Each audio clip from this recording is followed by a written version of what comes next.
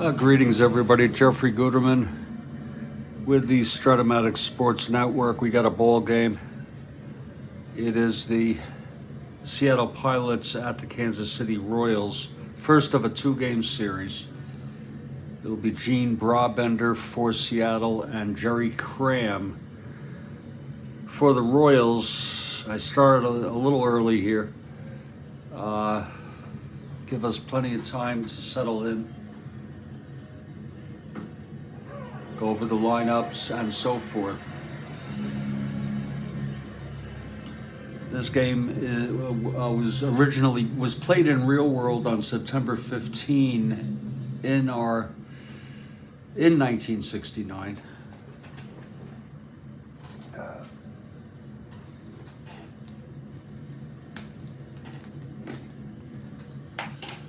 I am a bit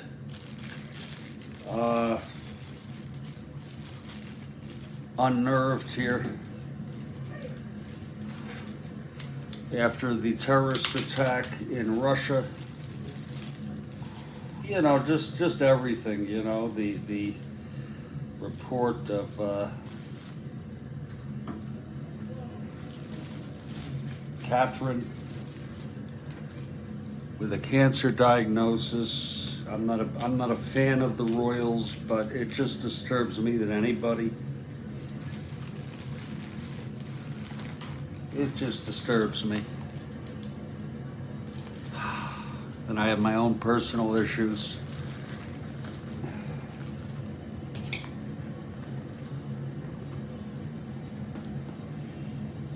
In any case, this is the Strat-O-Matic Network.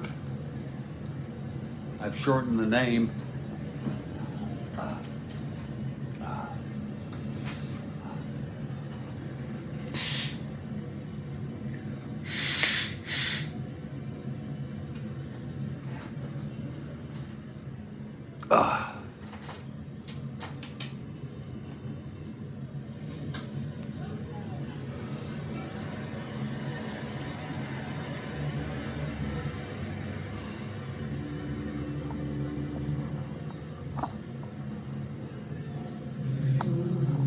I want to welcome you all to the Strat-O-Matic Sports Network.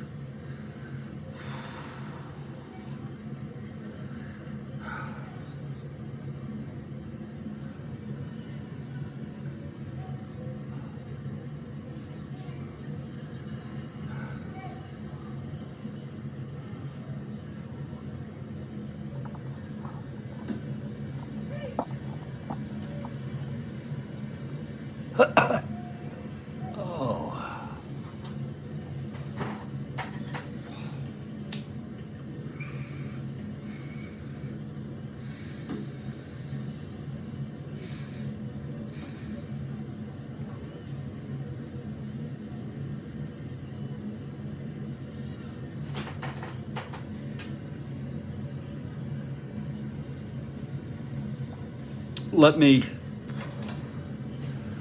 Oh, excuse me. Oh.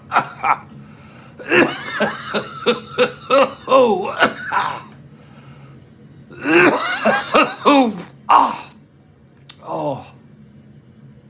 Let me go over the lineups.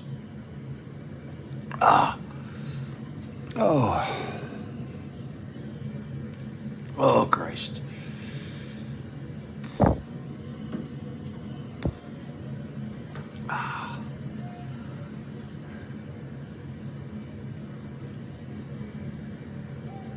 For the Seattle Pilots, leading off Tommy Harper, he will play third base. Batting second and playing second base is John Donaldson.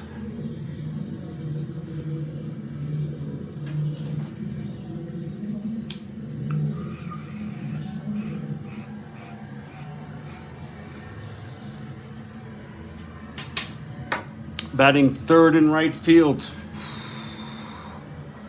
Wayne Comer.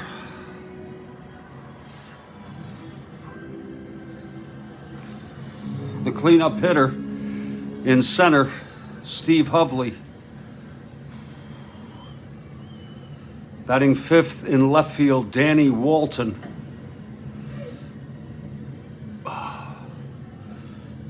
Batting sixth and playing first base, Don Mincher. Batting seventh and catching, Jerry McNerney.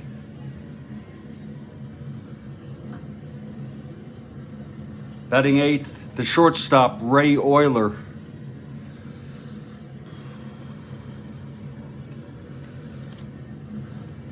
And the pitcher, right-hander, Gene Brabender. He has won 7 games on the season.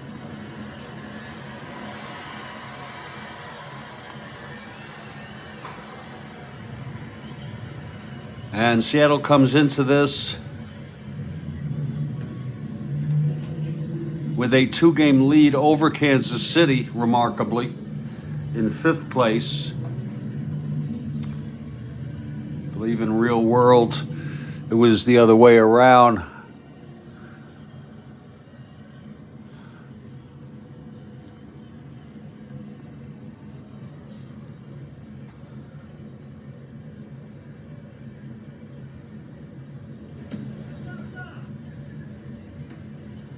Yeah, in fact, Kansas City came in 4th, a game ahead of Chicago, which is really something. That's not the case here.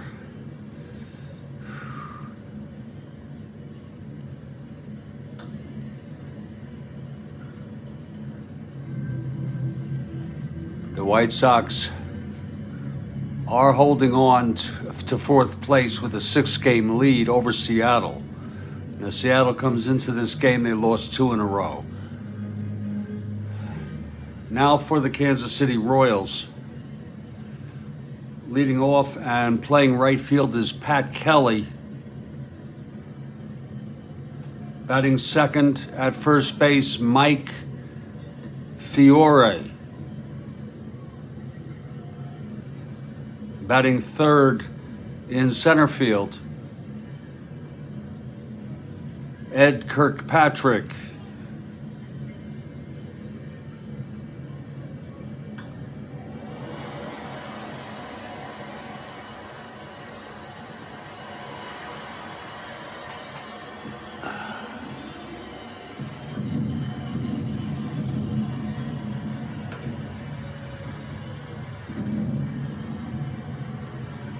Batting fourth at third base, Joe Foy. Batting fifth, playing left, it's Joe Kioff. Batting sixth and playing second base, Luis Alcaraz. Batting seventh and catching, Ellie Rodriguez. Batting eighth at short, Jackie Hernandez. And the pitcher, right-hander, with no wins on the season, brought up from the minors, Jerry Cram.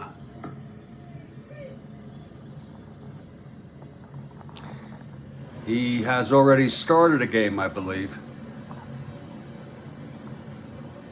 I'd have to go look. I don't have time, folks, to do individual stats. I do wins and losses, of course. That's the bread and butter here.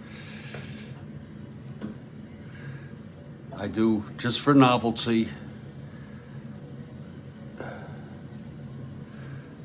home runs for individuals and wins for pitchers.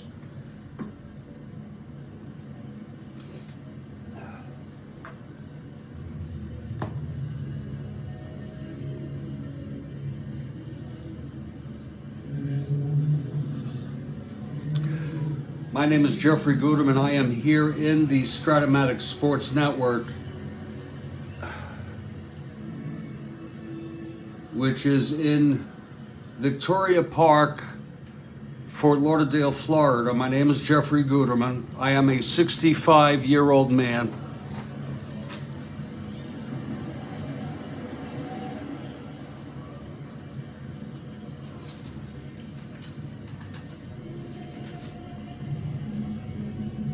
We have a first pitch in 10 minutes. In the meantime, I'll tell you a little bit about myself. I was born and raised on Long Island, in Roslyn, New York, mostly.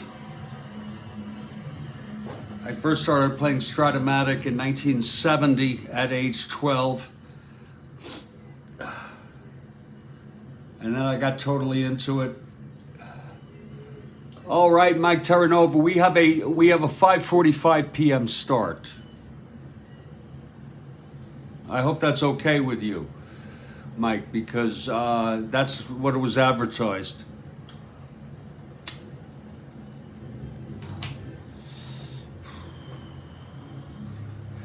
The original Strat-O-Matic location was on South Bales Avenue in Port Washington.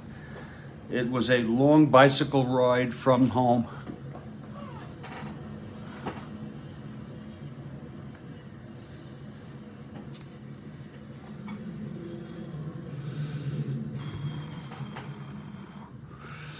I got totally into it.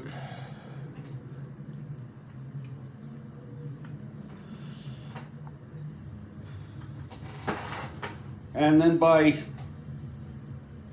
the middle of 1974, when I turned 16, I dropped it as quickly as I picked it up and had a new interest, girls. And I didn't play Strat-O-Matic. There were about 3 occasions when I bought card sets in subsequent decades, spread out by decade, but it didn't stick. And then when the pandemic happened, I finally said, you know what, let me do it. And I got the 64 set, and I started a 64 replay. But then the reissue of the 69 replay came out. And after playing approximately 250 games out of that 64 replay, which wasn't really doing much for me anyway,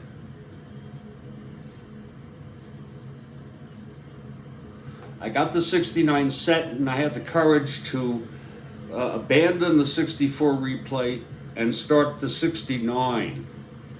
And I've been doing it ever since. At the end of July of this year in real world, at the end of July in this replay, not real world, this replay, I broadcast my first game. It was late July. And I made a commitment at that point, you know what, let me broadcast every game. I know I'm an extremist.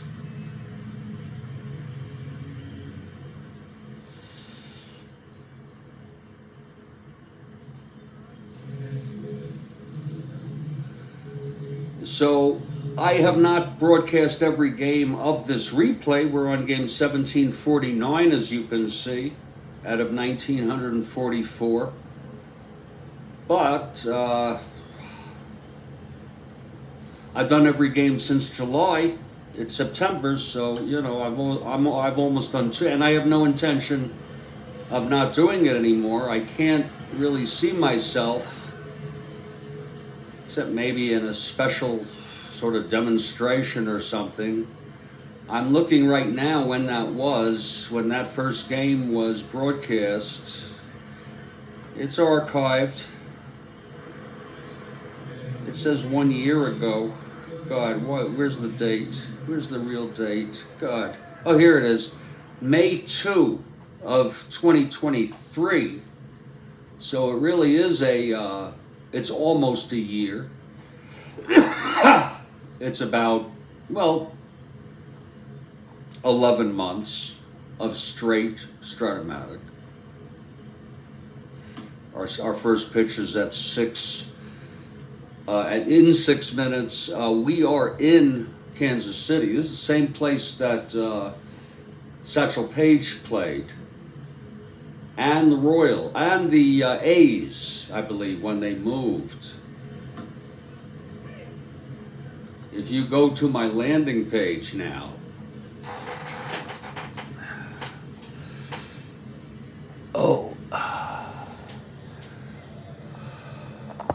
and I would like to invite you to subscribe. Oh, thank you, Peter. Yeah, well, it's been fun. I consider you all being big helps. Here's the live game right now. Here's past live streams. This is a section. See, that's not a playlist. It's a section. These are all playlists. It's a nice feature that YouTube has. This is the 1969 Strat-O-Matic baseball replay. You can go into this section here, and then you can go to any date. And as you see, the bottom one, if you can see it, July 26. But there's more. There is what I call my Strat-O-Matic miscellaneous category, which has particularly exciting games. I should put updates in there, sort of miscellaneous stuff that isn't quite a game. I also got the by the way, I did restart a 64 replay, but I don't want to tire myself out too much talking about this, but I started it over because I follow a system here. And I have the 1911 replay, and then I have the, I don't have it up here, the 72. Oh, here it is, 72 football. And Kathy Harden has arrived. Oh, the Yanks beat the Mets, but this is not regular season. And that's what we got there. But we got a ball game here. And we've got Mike Terranova in the house. We got...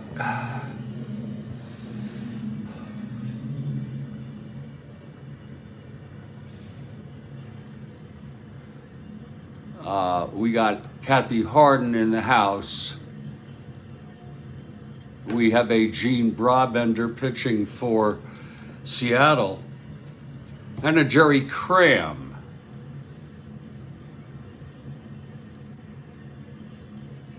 Hey, David has arrived. Yeah, David.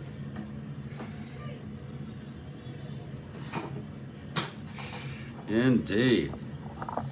And I think we're gonna have a nice, clean ball game. Yeah, it's still spring training. Yeah.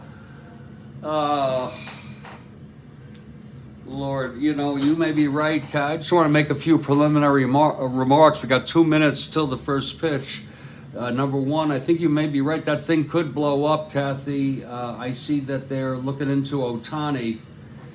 And what the hell is, he may be involved. Second thing is personal disclosure. Glad you're here.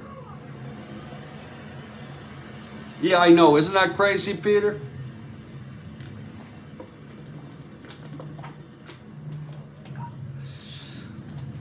Oh, I'm a bit anxious,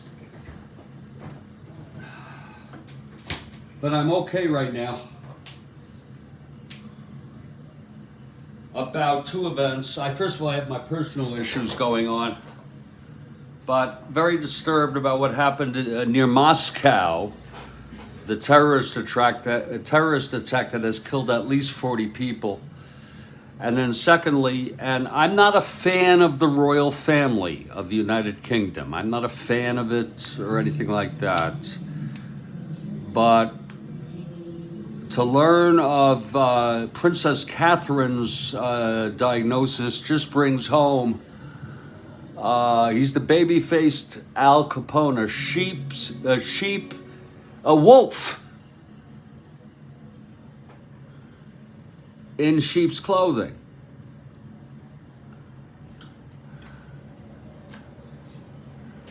And we are, so I'm very disturbed.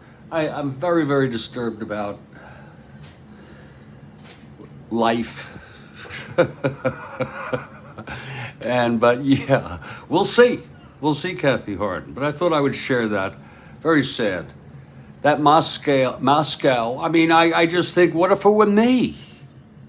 What if it were my loved one, folks? I mean, that's the way, I know that's wrong to think that way. I really do. Let me just get situated here. We've got a ball game tonight, and I hope not to go off into silliness. You know, my morning games are generally better. They're more focused, more relevant. And then sometimes I go off. Last night, we just, on Lee Stang, I just went off into a whole thing. And we are at Kansas City. I don't know what they called it. If it was Kansas City Stadium and the Kansas City Royals have taken the field, it's Jerry Cram. Holy shit. Oh shit. Jerry Cram is taking his warm-ups. Holy Christ. Mike Terranova laying a bomb there. Shit. The rookie, I don't know if he's a rookie. In fact, you want me to check something about it? Something out about him? Jerry Cram taking his warm-ups. No wins on the season. It just makes me sick to my stomach. He's still alive.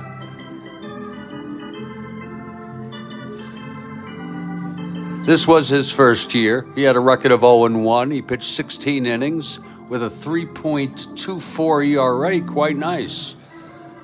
We'll see what kind of start we can get out of Jerry Cram tonight. He's finishing up his warm-ups now. Oh, shit. You know, Mike, try to help me understand something. Why would a young, successful person like him, like Ohtani, even get involved in such shit? It's called Municipal Stadium. And Cram is on the mound, and leading it off is going to be Tommy Harper. And we're lucky we have Fiore here tonight in the lineup. In fact, I don't think I ever gave, maybe I did give that lineup. Here's Harper now. Steps in the batter's box. Nice crowd out here.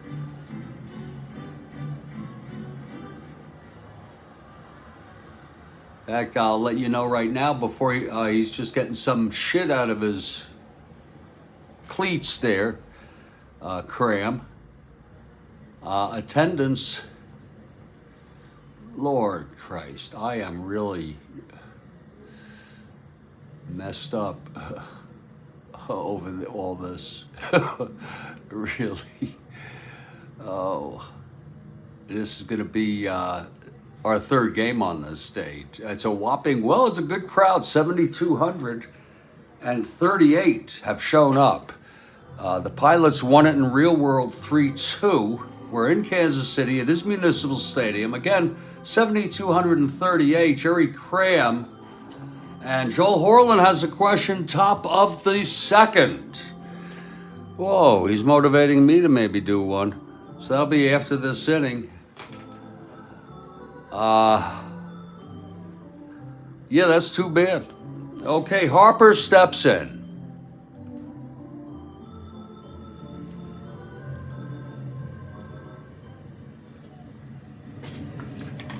Cram, the right-hander, on the mound. Here's the windup and the pitch to Harper. Whew. 5'6", right-handed, and he struck him out. So the youngster, Jerry Cram, gets Harper swinging. His endurance is 5, but he's good. He's a good pitcher. I'd have to favor the Royals tonight. Here's Donaldson now. This is the first of a 2-game series.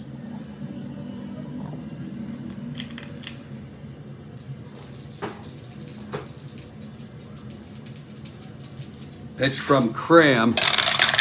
That's going to be 6'4", left-handed. Whoa, it's a fly ball to center X.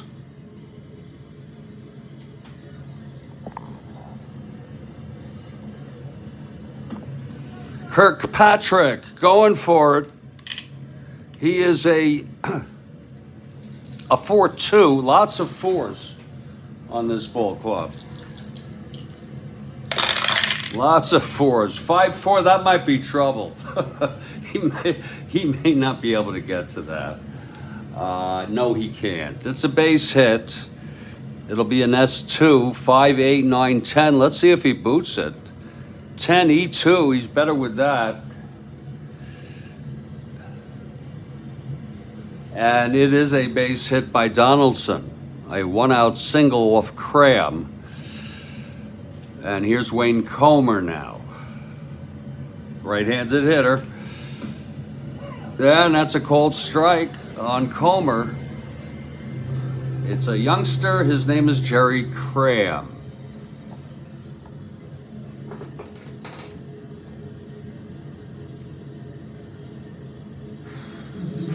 Cram gets the sign from Rodriguez. Pitch to Comer now. That is 4-7, right-handed. And it's going to be a base hit by Comer. It's got two asteroids. Donaldson rounding second, goes to third. So Seattle threatening here early on. It's a 4-7 right frickin' handed. And first and third situation here. Here's Hovley now. Hovley left-handed hitter. He steps out of the box for a moment. He touches himself in a few locations. Sort of a ritual, you know what I'm saying? Now in the private part.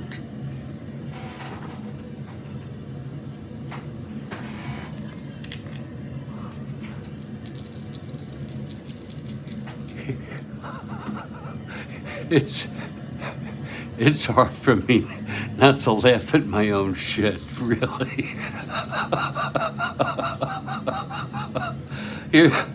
Here's Hovley. First and third, one down, pitch from Cram. I'm so sorry. 5-9 left-handed. He flies it to center shallow.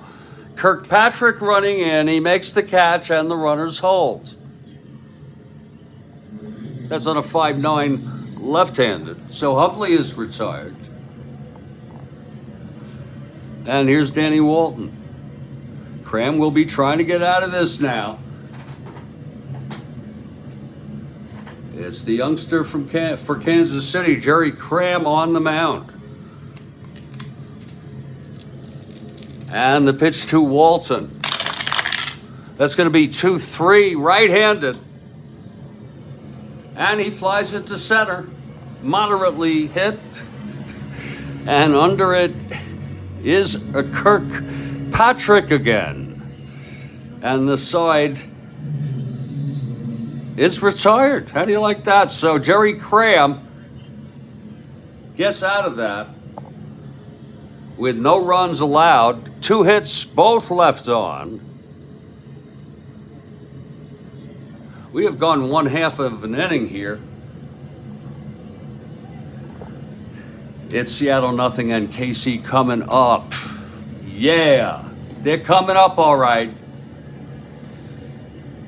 And this is Jeffrey Guterman, Mike Terranova, doing my Strat-O-Matic thing. It's the one escape I have in life. I have others, but they're private.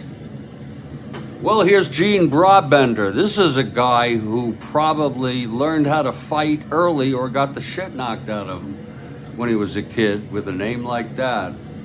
They used to say to me with Guterman, they'd say, "You live in the gutter." Okay, that's what they used to say. I didn't give a shit. Here's Brabender now. You know, kids are cruel. And I'm telling you something else. Humans are cruel. Not all of them. And many of us are very, very considerate people. But there is so much cruelty in the world. Well, Pat Kelly will lead it off. We have a question from Joel Horland. After this inning, Kelly steps into the box, left-handed hitter. It's now Brabender here. The pitch to Kelly. 3-5 right-handed, struck him out. So both pitchers strike out the leadoff hitters in this ball game. One down. Here's Miyamori. Broadbender. It's Brabender. It's Brabender, isn't it?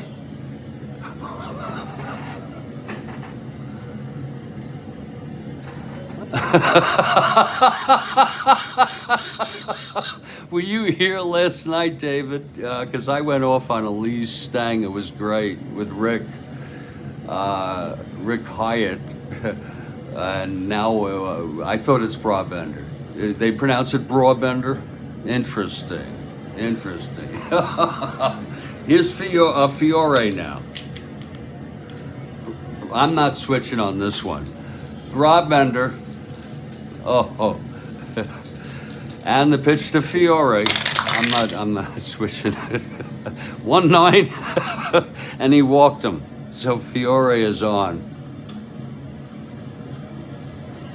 Brabender has won 7 this year. I think it's a little under his style. Yeah, 13 real world. But Seattle, quite nicely, has a nice 2-game lead. And that's 2 in the loss column. Hewitt. Yeah, Hewitt. Right. Oh, yeah, that's right. I said Hyatt, didn't I? Rick, I am so sorry. Thank you.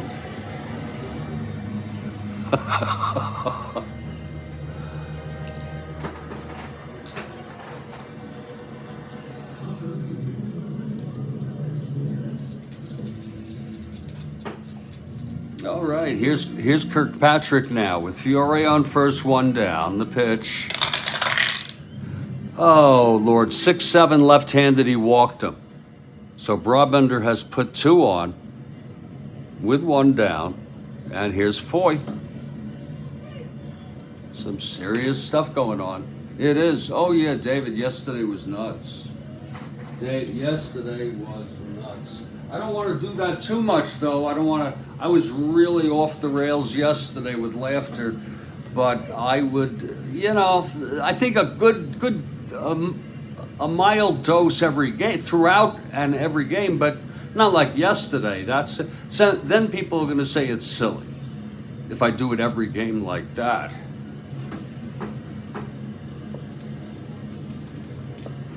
If any of you missed it yesterday, I could hardly stop laughing. Oh. Okay, first on second, 1 down, Brabender facing Foy. That's going to be 6-6 right-handed. Oh, and that is a base hit by Foy. Fiore comes home, Kirkpatrick to third. And Brabender is getting hit here. He's getting hit now. It's a 1-0 ball game. It's very simple. He struck out Kelly, then he walked the next 2 batters, Fiore and Kirkpatrick. And now Foy has singled on a 6-6 right-handed. A goof-off. And it's going to be Joe Keough, but I think this might be a good opportunity for a double play or a pop-out or a strikeout. He's a 187 hitter. We'll let him go. As long as Kansas City's winning, we'll let him play. He was in the lineup. Here's Brabender now. The infield back. That's going to be 6-10, left-handed. I don't have to say that. Fly ball center without a question mark. Kirkpatrick will tag. And that will make it a 2-0 game here. 2 runs off Brabender here in the bottom of the first. The Royals pleasing this crowd of 7,200 plus.